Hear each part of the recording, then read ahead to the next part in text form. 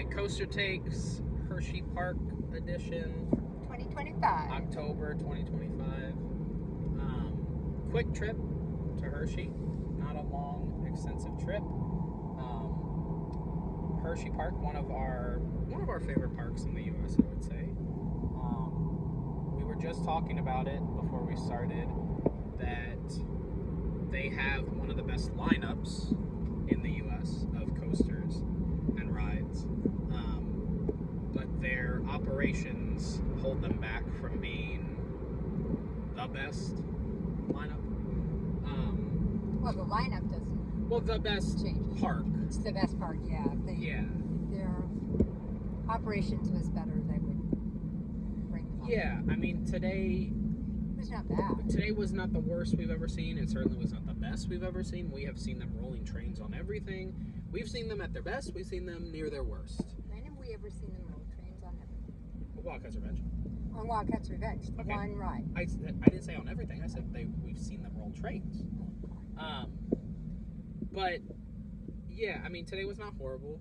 It is a week before Halloween, so typically this is like one of their busiest times of the year because they do put on a very good Halloween haunt event. Yes, Dark Nights. Again, I am not big into the haunt events and stuff, but I will say we've gone to enough parks at this point. We're missing a few. I know like Knott's Berry Farm does a really good Halloween event. We've never done that, but like on the East Coast, at least in the Midwest, we've done a decent number of Halloween events, and I would put Hershey's up against basically anybody other than Universal. I mean, they really well themed and well thought out and put together for their Halloween stuff. Today we didn't stay for it or anything, but we have been here before for it. So if you're into that type of stuff, they do a really good job with that. That being said, we started the day on Sky Rush, the best roller coaster in the world. Nobody needs to say anything else about it. It's the best roller coaster in the world. Now, interestingly enough, though, I say that half jokingly. Interestingly enough, you rode on the right wing seat, and I rode on the left wing seat because the people in front of us went in the middle and split us up. We had very different rides, and I've ridden this. It's my most ridden coaster of all time. It was my 37th time on it, I think. I typically ride right wing seat. That's my most ridden seat on any row. We were second to back, row 7, and I rode on the left wing seat this time, and it was not rough. I was actually surprised. I remember going through some of the elements and being like, oh, this is not bad. This is actually kind of smooth. Maybe they smoothed this out. Well, we got off the ride, and I was like, how was your ride? I had a different ride. And I typically ride in the middle because I don't like being out on the wing. And I got stuck on the wing because those people in front of us took the middle. Yeah. And it was really rough. Yeah, yes, I've ridden it a few times this year, and I have said that like the first turn after the first airtime hill is fairly rough on the right hand side. On the left, I honestly didn't feel it. Like it was not bad at all. Oh, I definitely So if you don't want a rough ride on Sky Rush, ride on the left hand side. It's my recommendation. Or the middle. Yeah, the middle just isn't as fun to me as the wing. But yeah, a non-rough ride, go on the left. It's not bad at all. So here's my take on Sky Rush, because it is his number one. Yes. It's not my number one. I'm wearing the hoodie. Yeah, he is wearing the hoodie. I find it a bit boring. I don't like their first two elements, okay, and then the whole thing's great.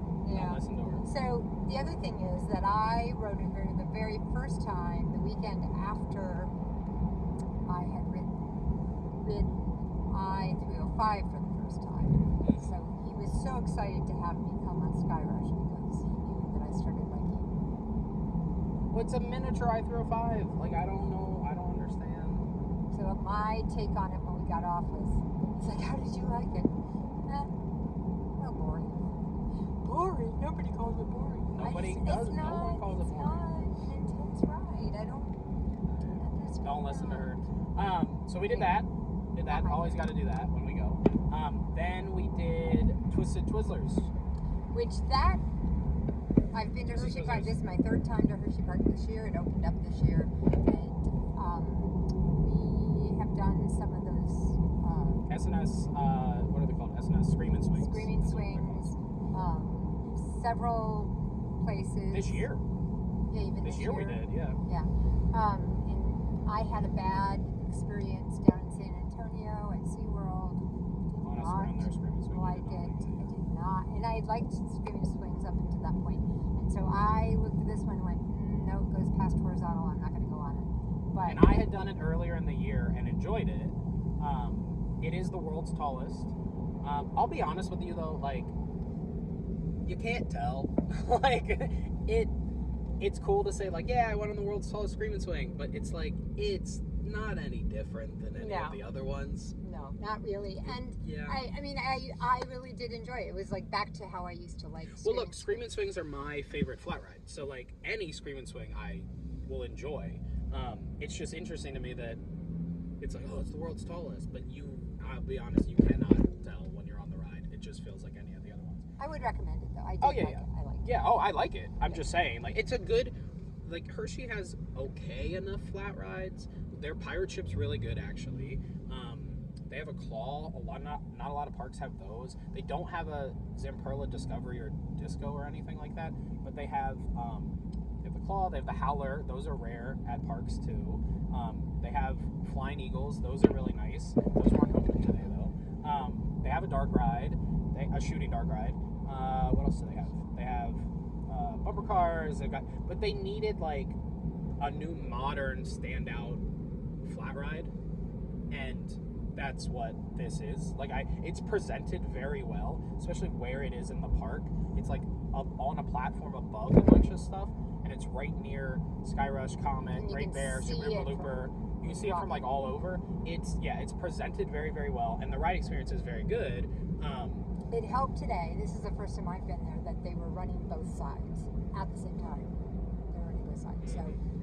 Well, same with me. When I rode it the first time, they were only running one side. Yeah. So we waited from the same point that I waited from, running just one side, and it was maybe 15, 20 minutes today, whereas I waited close to an hour when I rode it in this early summer. So, it was good. I definitely recommend that ride. I enjoy it. Then we did Storm Runner. Speaking of things only running one side. That does have a dual load station. They were only running one side and only running one train. Yeah. So what should have been like a 15-20 minute wait turned into close to an hour.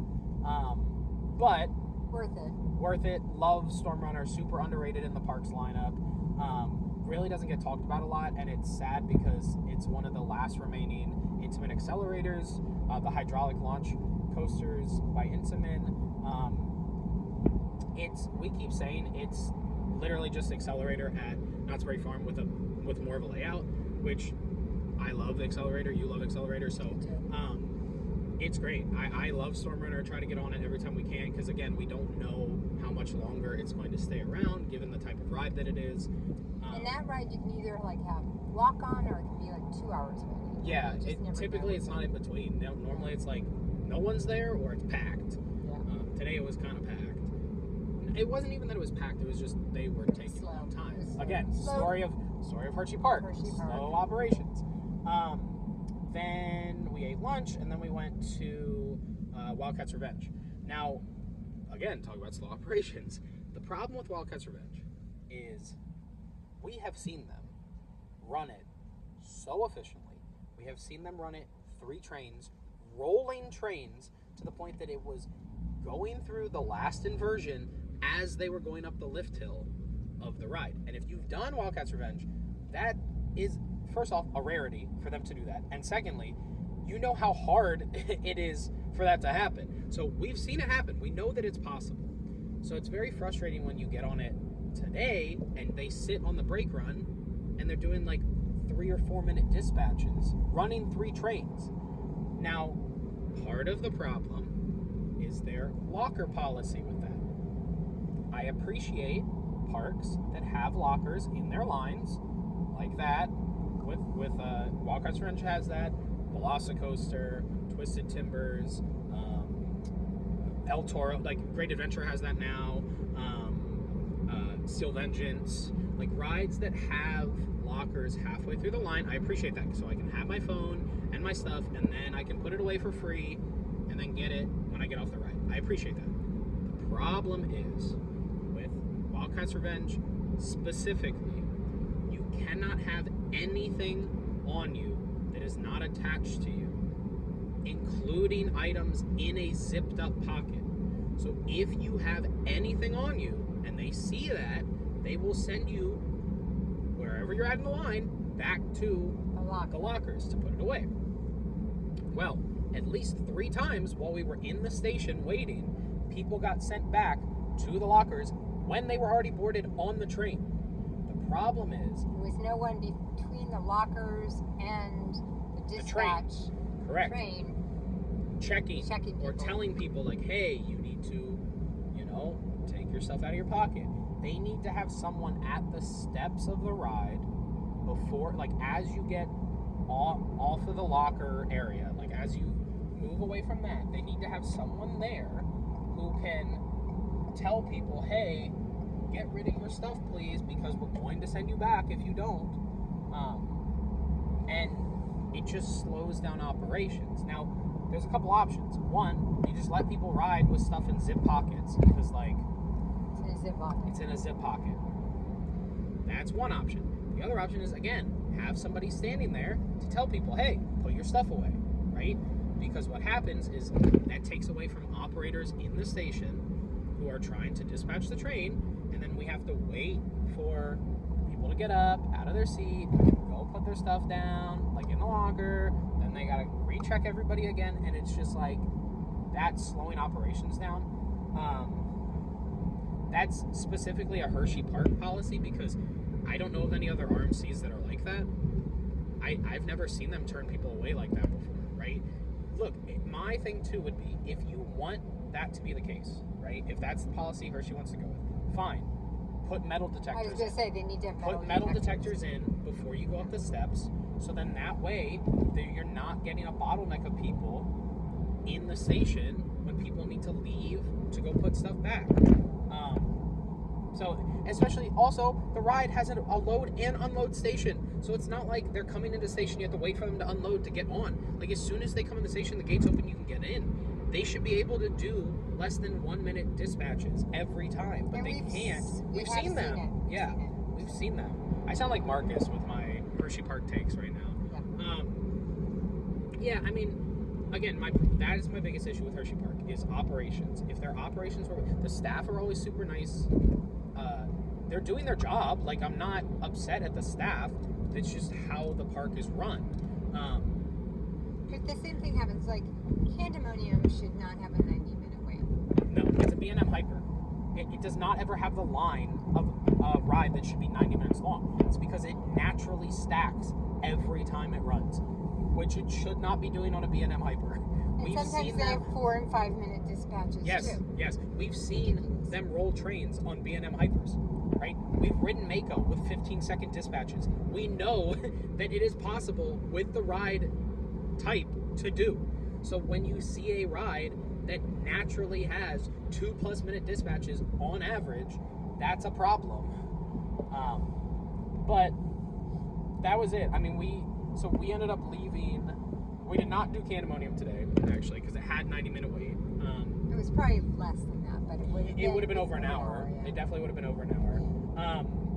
But it was crowded today, but it was not as crowded as it has been before when we've come here. Especially for the week before Halloween, it was definitely not as crowded as I thought it would be. We had heard and seen that it has been terribly crowded recently on the weekends. It was not that bad, but it was getting to be more crowded, and we were just like, we'll just come back later. It's fine. I don't want it to sound like we don't like Hersheypark. We really do like Hersheypark. We just know that it can be better, and that's the frustrating thing. I mean, we were talking about this morning. I have a season pass. You do not have a season pass. I do. I don't know if I'm going to renew it next year. They're not opening anything new. As of right now, nothing's been announced. And I haven't come enough to make it as worth it as it has been in years past. Again, okay, we'll come one more time. We'll probably come one more time during the winter. But it's just, it's frustrating when you know the park has the capability to be elite as a park, but in its current state, it's not. And now the one thing I saw is behind Candemonium, they are starting to do land clearing. Now, my speculation is that not next year, not 2026, but 2027, they're going to open a new coaster in that plot of land. They own the entire plot of land surrounding Candemonium, and either further down towards the parking lot, they own all of that land. To me, it makes the most sense for it to be a family multi-launch coaster of some kind. I'm thinking something in the vein of Big Bear Mountain, so Vekoma, or Hiccups, Wing Gliders at Epic, so Intimate. My concern is that they have some sort of multi-ride deal with B&M, having done Candemonium, and they decide, we're going to do a B&M family launch coaster. Please don't. No. Please. Like Penguin Trek? No. Please don't do that. That's like worst case scenario for me. Hypothetical dream scenario, Mach Extreme Spinner, SNS 4th Dimension Coaster. Of the two of those, the most likely would be the Mach Extreme Spinner. I think Hershey has the money to do it. I think Hershey has the land to do it. I think they would be a park that would be willing to do that.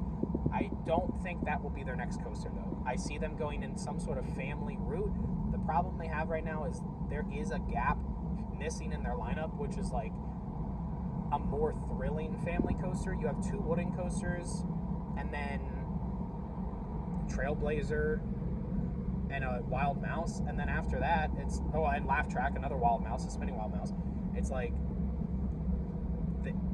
there's about 4 or 5 rides for families or kids to go on, and then there's a huge jump up. Then it's like Candemonium or Sky Rush.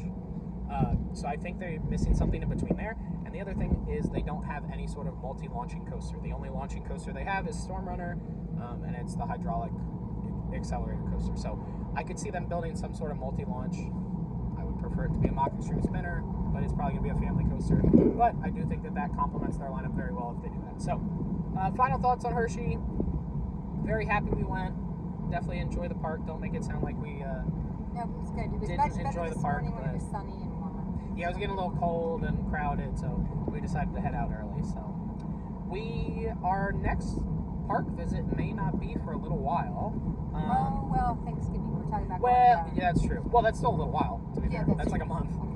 We may head down to Busch Gardens Williamsburg for U.S. Thanksgiving weekend. And then in December, we have another Florida trip with a special guest who might have to just join us for some Coaster Takes. So until then, we'll see you guys next time. Peace Bye. Out. Bye.